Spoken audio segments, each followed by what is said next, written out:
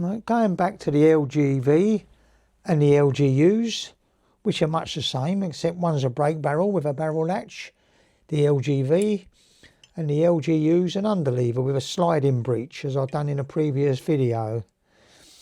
What I'm going to say is that I do away with the spring guide and the top hat and the washer, because inside the piston, if we look at the piston more closely, you can see the design. This has actually got a recess, and it hasn't got a deep groove there to act as a parachute to cause excessive pressure against the cylinder wall like most other guns have. So that's a good design, but it's got this groove there all the way around, because the transfer port on the LGV is not in the middle, it's upset, it's up the top, so it would align in the middle of this groove. So that's the design, I suppose, to get the best airflow. The bore of these, check it zeroed.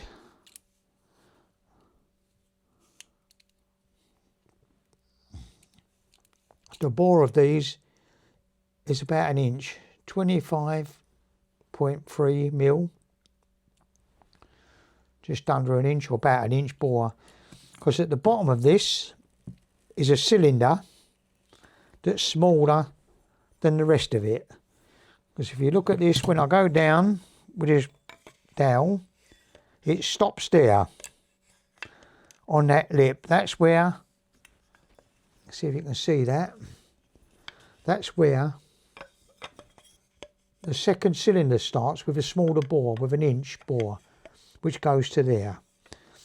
And you can see I've marked it there at the back because I wanted to know how long the transfer port was. So by putting it on the back there like that, I can then measure the transfer port length. So it's just under an inch long. It's an inch long, nearly, and the size of the transfer port is about 2 mil. So it's not very big.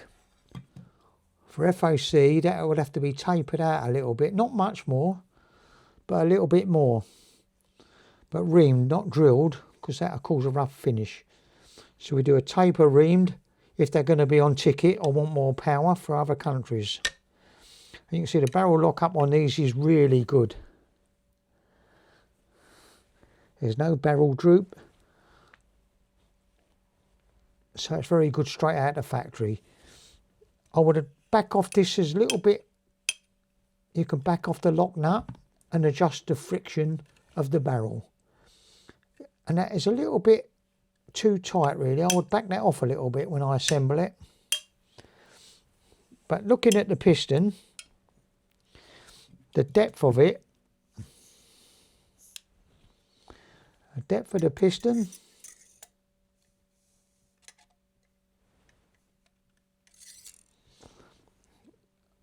4.4 inches or 111.77 millimetre.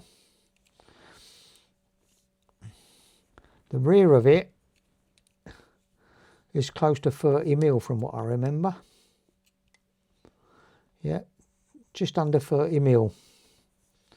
In inches, 1.169 or 1.170. And it's got this bearing on the back.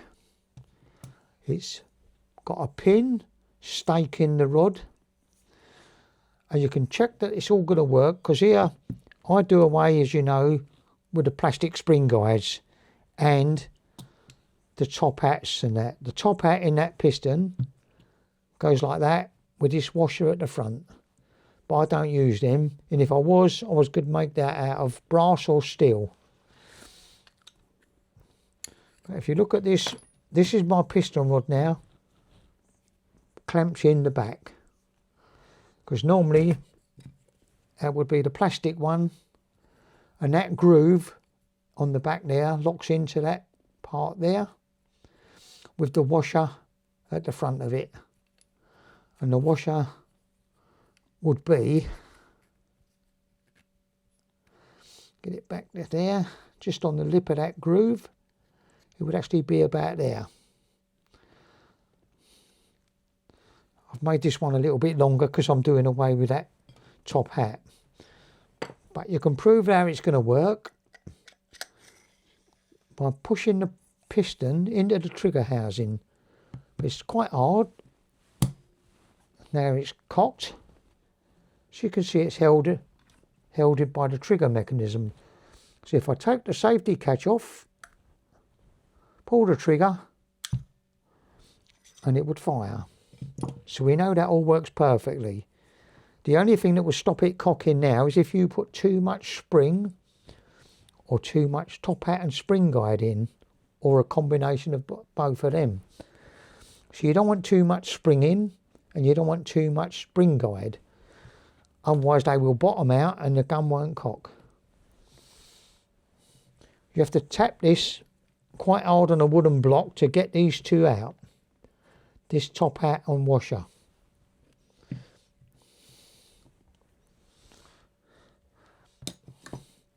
You can see this is the standard spring with my spring guide in. And this is my new spring. But I'm going to cut it down because it's too long. If you look at that, that would be too powerful. So I would cut a few coils off. The number of coils on this is 1, 2, 3, 4, 5, 6, 7, 8, 9, 10, 11, 12, 13, 14, 15, 16, 17, 18, 19, 20, 21, 22, 23, 24, 25, 26, 27, 28, 29 coils. On this one, there's 1, 2, 3, 4, 5, 6, 7, 8, 9, 10, 11, 12, 13, 14, 15, 16, 17, 18, 19, 20, 21, 22, 23, 24, 25, 26, 27, 28, 29. So that's 29, 26, 27, 28, 29 coils. And on this one, there's 1, 2, 3, 4, 5, 6, 7, 8, 9, 10, 11, 12, 13, 14, 15, 16, 17, 18, 19, 20, 21, 22, 23, 24, 25, 26, 27, 28, 29. So that's 29. And if you compare the length, mine is a lot longer, but these are Swedish silicon steel.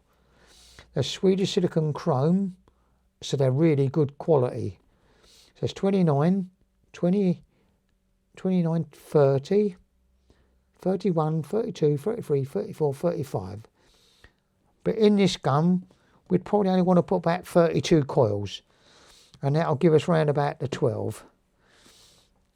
Obviously, if it was on ticket, you could go a bit more than that. But you'd also need to remount the transfer port slightly bigger with a tapered reamer. But it'd only be a very small amount. Don't make the mistake of doing them too big, which most people do. And then they lose power. So you can see that that's all solid now. And that will never break. You can also gain power by chambering the gun. That is, you chamber this out to fit the pellet you're using. So if I put a wasp in there, it will be really hard to push in because they're 5.6. But actually, when I measured them, they was near a 5.7. But you can see how hard that is to push in. You could put a pellet, you could use a pellet seater to make it better, or chamber it for wasp. But then you're probably going to use German pellets or good quality European pellets, which are 5.5, 5.5, 2s and 3s. I'm going to push a pellet through to see the grooves. I like to push a pellet through to see the grooves on the rifling of the pellet. Right, so I'm going to push the pellet through now. Push the pellet through now. It's very tight. It's going now. And I'm going to do it quick because I know there's choking in this and it's going to be quite hard to get it through. There we are, and there's the pellet.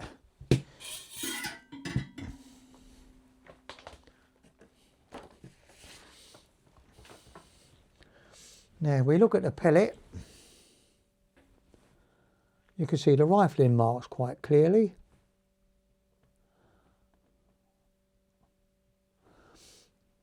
Now if we put a JSB through, we'll use one of these JSBs, 15.89 grains, so they're quite a little bit heavier than the Crossman's, but it's actually quite a good weight, 16 grain for 2.2, so long as you've got the power. Now if we put that in, you see it goes in quite easy.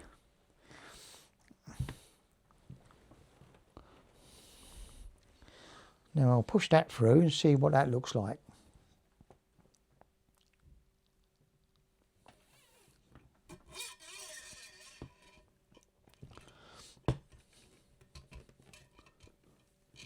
There's the pellet.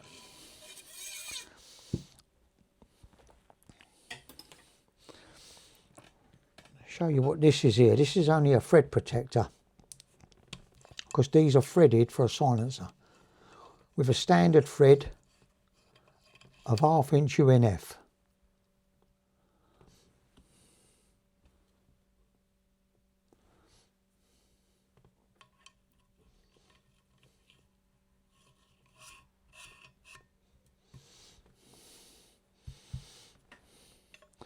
Here's the pellet. There you can see the rifling marks.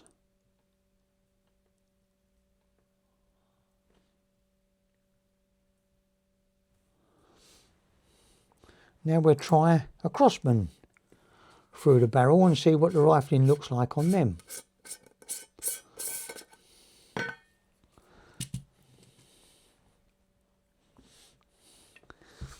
I'm probably going into too much detail for most shooters, so I know most people ain't that interested.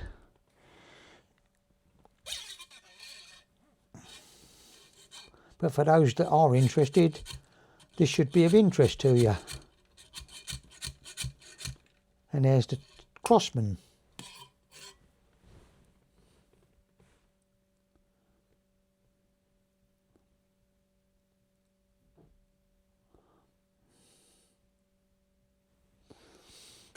I actually put them under a microscope and compare them in more detail. Right, so the LGV's got the lock-in barrel, which locks up really good. You can see it when I push that, but the shape of that taper is really positive, like that. When this is in the gun, it has this plastic plate in the stock to hold it against it, so you need to mully grease it here and underneath, under there, along here.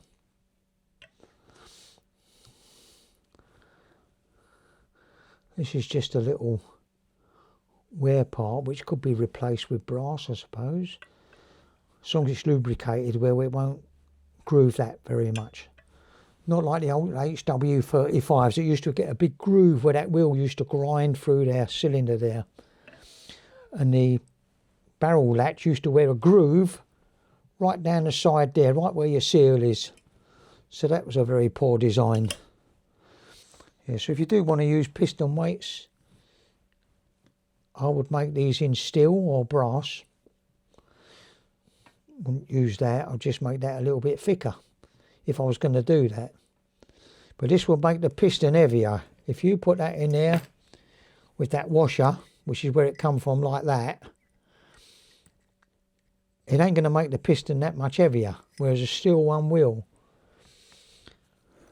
So you've got to balance it out against the weight of the piston and the recoil that you want to feel, and the power and the strength of the spring. So it can get a bit complicated if you're not used to it. The LGU piston, I would expect to be slightly different to this. So it would have the hollow bit in the middle to allow the airflow. But I won't know till I take mine apart. And then I'll show that on YouTube again when I've done it. So if you subscribe and like, then you'll get notified when I've done it. In the 60s, I used to deal with a bloke called Robert Law in America, and it was called Air Rifle Headquarters. And they used to sell this called Dry Slide. And I used to buy these from America. It used to cost me a fortune. It's quite expensive now, actually. About 25 quid a bottle or more. And then you've got to pay the post. But this is a dry lubricant that's got molybdenum, really fine molybdenum powder. And you shake it well to distribute in the molly powder. And then you spray it all over where you want to go, or pour it in and rub it in where you're going to use it, where you want the drag to be reduced. And it reduces the friction and gives you more power. And it don't diesel because it dries out. Once you've put it in, it dries out. I've even got molybdenum powder in its pure form in a powder that's like a dust. And that's what I mix up in my lubricants as well, to make them even richer in molybdenum. But again, obviously that is really expensive.